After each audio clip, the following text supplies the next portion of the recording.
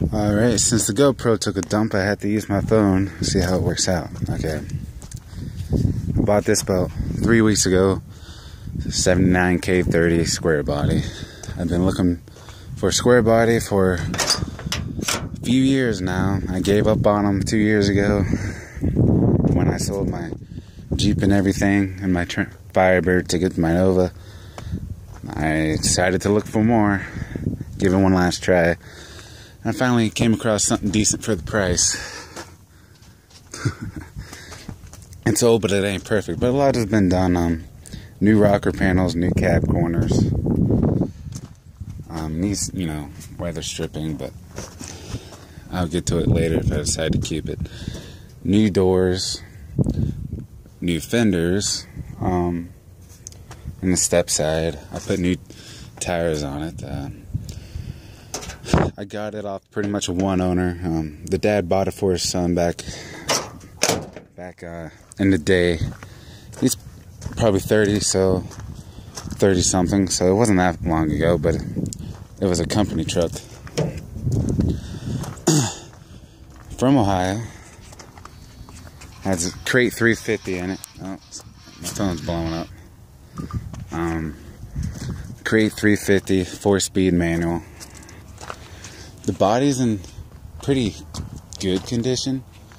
A tree branch fell on it. That's why I had to go find a hood, because it was all buckled. Sucks because it was a new hood. But that'll pop out pretty easy. I don't know if you can see it. There you go. That'll pop out. Like I said, it fell and damaged that and just buckled the hood. They had it. It was painted about 12 years ago, all nice and blue like you see, and he let it sit under a maple tree. And this thing had a ton of sap on the windows, everywhere. I had this bitch to clean off, and it's still on there a little bit. And anyone knows that shit eats the clear right off. So I'm gonna have to get it painted. Which is glad, because I'm not much of blue. I like blacking things out, and that's what I plan to do with this truck. I don't think I'm gonna, tint the windows black or anything. But I had brand new 35s on it from 12 years ago, literally 90% tread. I still have them. I'm selling them with 16.5-inch Eagle alloy rims, but they're dry rotted and bad. So I ain't taking a chance, blowing out. They're fine for off-road or just around town, but, I need something reliable. So I bought 315s, 75/16 Falcon all-terrains with level 8 tracker rims, because had to do the whole shebang because no one makes 16.5-inch rims no more. So I had to buy rims and tires, which is alright with me. For what I paid for the truck, I can't complain, because I looked at so many of these, and the reason why I've given up on them is because here in Ohio, they're all pretty much mud toys, and they're rusted the hell out. Just put together, rigged up by, young people who are just redneck as hell. This is the first one. The first truck that all the gauges work, and the clusters all in, that I've looked at, and the wipers work. I know it sounds funny, but every one of these I've looked at, they've had the headlights toggled up to a switch, just all rigged up. So they all work good. Everything works. Has a new dash, but it needs the panel there, because this is the custom deluxe model, and the other ones had the vents come out for AC. Works good. Not bad in here. It just needs cleaned up. There's rat turds for how long it sat. He had RC lights in the bed. Took that out, which I'm glad, because I'm not a fan of the roll bar and RC lights things. But yeah, I plan on new rust-free beds around here is $800 around $800, and I can't decide whether or not I want to do that or just get a panel here and fix this, because the underneath is not too bad. It's halfway rusted through, but it's enough where you can save it. Listen, you know, I can get a new panel there, quarter. I think it's like $70 for this area. Weld one and have someone do that.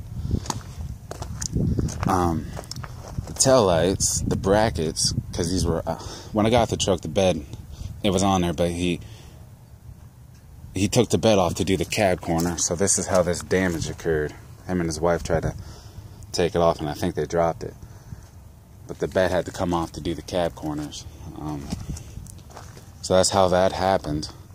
But the brackets in here to hold the tail lamp housing, they're pretty much rusted through. That's why that's kind of rigged there, because there ain't nowhere to mount them. And that's the other part where I kind of want to get rid of the bed. But I don't know, I haven't decided. I like to keep it, but you know, if someone offers me cash like they did, like I got $5,000 out of my last Cherokee, and that's pretty damn good. And these are going for quite a bit of money right now. For what I paid for it, I think I stole it, but so far I haven't done really anything. Just put new tires on it, went to a junkyard, get that $25 hood just to throw on there, and I didn't even bother checking it out because there's literally 60 of them. This guy knows everything about GMs. That's all he has. He knows everything that come off a GM car, truck, from any era. But see, I don't know if it will zoom in enough. I don't think you can see it on. Anyway, there's a crack right here, and they're notorious for this problem. So I can't tell if that's the reason why it might be buckled a little bit, but I think it's mainly because the spring's bad. So I had to push down to get it somewhat flush. As you can see, it's not flush still without pushing it down. But they're really, really bad about rusting through right here. This was the second best one, I think. There was another one that had a hole right here, but I should have got it because it was a better hood. It was just hell digging all those hoods out, and it was literally in the back of his hood pile where he has hundreds of hoods. But oh boy, you can find the 81 and above Squarebody hoods out the ass, because they didn't rust off, and they are lighter. These are probably one of the heaviest hoods made. Because they're, like I said, they rust out real bad. The newer ones don't. It's just a problem that they solved. Like I said, the branch fell, buckled that, hit that. I'm hoping like hell it didn't move this over. I don't think it did. But if it did, that could also be right. The hood alignment's off. Or with these aftermarket fenders, they could have just rigged it up, so I don't know if it's straight. That's broke. But it was a nice truck when they got it done. I plan on, you know, just I bed lined the bottom rockers with spray 3M, and I did the underneath because he sprayed it, bed lined it every square inch underneath. And I just used 3M to spray this. It actually came out looking pretty good. That stuff's pretty good. I definitely recommend that. That's probably one of the best spray bed liners. 3M Professional. You get it at Advance. It's $11 a can. It sprays on like nobody's business. It does pretty good. Has new tanks. Left tank. All the brakes have been redone, but I got to look at them because when you slam the brakes, it wants to go to the right real bad. So I don't know if it's a pinch line somewhere or a stuck caliper. And that dang is 60 in the front, and I can't remember what's in the back, but I'm pretty sure this being a 4-speed, this has the 205 transfer case, which is supposed to be the best one they ever made, I guess. The heat works, you know. All the wiring. I'm gonna pop the trunk, hood, I mean.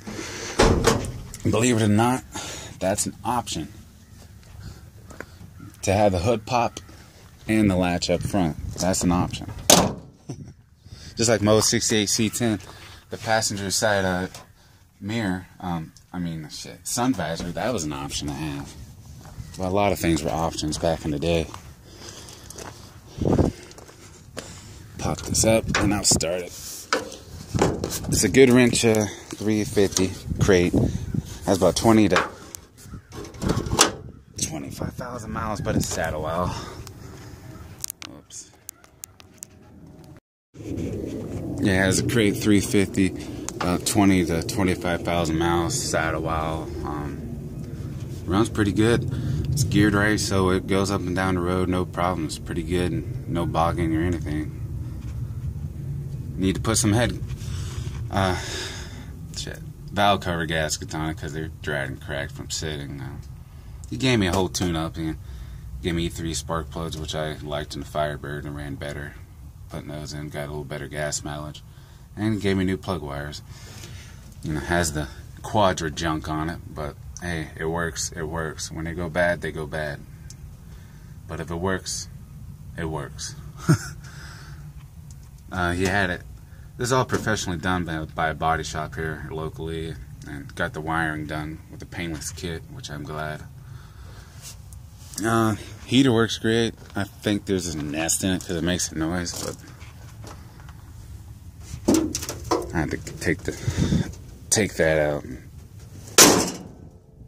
clean it out.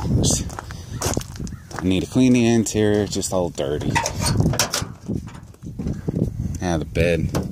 We mounted the bed down, and these, I don't know if you can see that, there's bolts in there, and we had to just put one in there for now because he didn't have those on there, so the bed sides were all over the place. Right, let's start this up, see if we can get in it.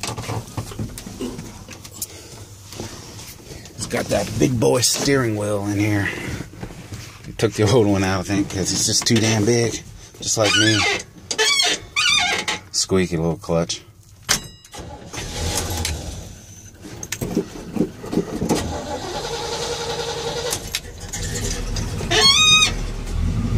Pump it up.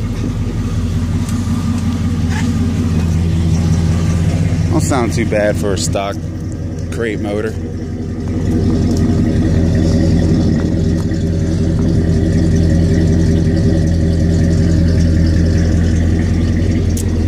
That's it for now. Said try to keep it tuned if I do anything. Said I like to get it painted all black. I like to keep it. It's getting pretty hard to find these trucks, like I said. They're either all junked out mud toys or they're all redone. It's hard to find one in between, like this one. Plus, it's a K30, and those are rare alone. Most of them were the diesels, military ones. Alright, I'll see you later. Thanks for watching. Bye.